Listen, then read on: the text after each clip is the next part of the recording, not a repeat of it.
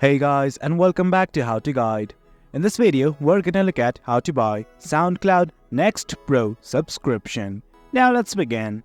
Well, as you can see, I've already logged into my account. In case you have not, do log in right now. This right here is the interface. Well, initially on the navbar, here's a button like this that says Try Next Pro. Click on this button right here.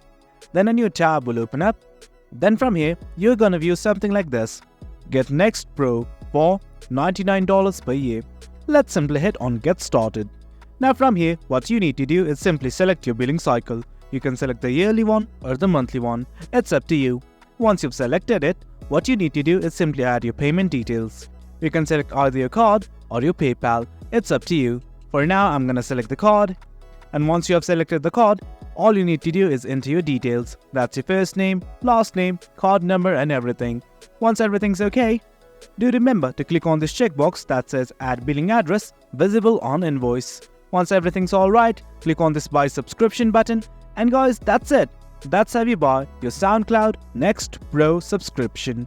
It's quite easy. Hope you guys found this video informative, and for more content like this, do remember to hit like, share and subscribe. Your support fuels us.